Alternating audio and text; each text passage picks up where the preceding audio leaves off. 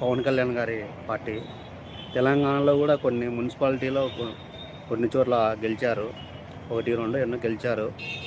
వారికి కూడా మా అభినందనలు. పవన్ కళ్యాణ్ గారు మన రాయలసీమకి అనంతపురం కానీ, కడప కానీ, ఇక్కడ ఇటువైపు ఎక్కువగా రావడం లేదు. ఆయన వచ్చి తన పార్టీని బలోపేతం చేసుకుంటే రాబోయే కాలం బాగుంటుంది. కానీ ఆయన అసలు అక్కడే ఉంటాడు, ఆ సైడే ఉంటాడు ఎక్కువగా, గోదావరి మన సైడ్ కూడా వచ్చి ఆయన కోసం, పార్టీ కోసం ఉన్న వాళ్ళు కూడా ఉన్నారు చాలామంది. ఆయనకి అది తెలిస్తే మేలే. ఆయన కూడా వచ్చి మన రాయలసీమలో అనంతపురం కానీ, కడప కానీ, కర్నూలు కానీ, చిత్తూరు కానీ ఇదంతా వచ్చి తిరిగి పార్టీని బలోపేతం చేసుకుంటే ఆయన పార్టీ బాగుంటుంది. కానీ ఎంతకాలం కలిసి ఉండాలి, 15 ఏళ్ళు 20 ఏళ్ళు అంటే చాలా కష్టమవుతుంది.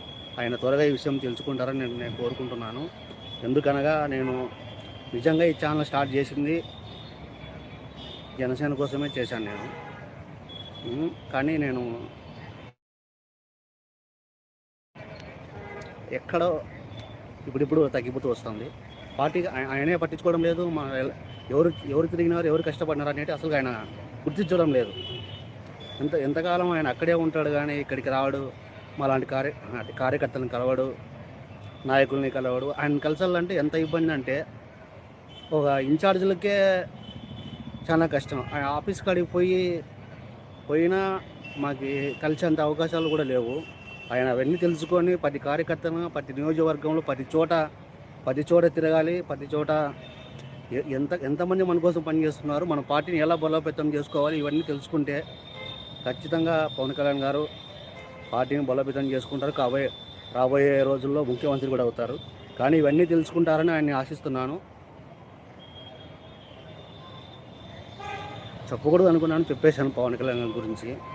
ఎందుకంటే అది కష్టపడిన కార్యకర్తలకి తెలుస్తుంది, ఇన్ఛార్జీలకి. వాళ్ళు ఎంత కష్టపడినారు, ఏం కథ అనేది ఖచ్చితంగా ఆయన తెలుసుకోవాలి. ఇంకా ఎంతకాలం చెప్పండి, ఆయన మాలాంటి కార్యకర్తలు కానీ, నాయకులు కానీ, ఇన్ఛార్జీలు కానీ, జిల్లా నాయకులను కానీ వాళ్ళందరినీ గుర్తించి కనీసం అప్పుడప్పుడు జిల్లా మీటింగ్లు పెట్టుకొని ఆయనే రావాలి. ఎవరో వచ్చి ఎవరిని పంపిస్తే ఏమైనా చేస్తా అంటే ఏది కాదు. ఖచ్చితంగా ఆయన రావాలి, ఆయనే తిరగాలి.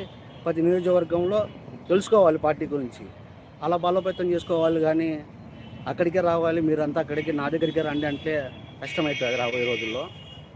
పవన్ కళ్యాణ్ గారు ఈ విషయం తెలుసుకుంటానని ఆశిస్తూ గుడ్ ఈవినింగ్. Thank you.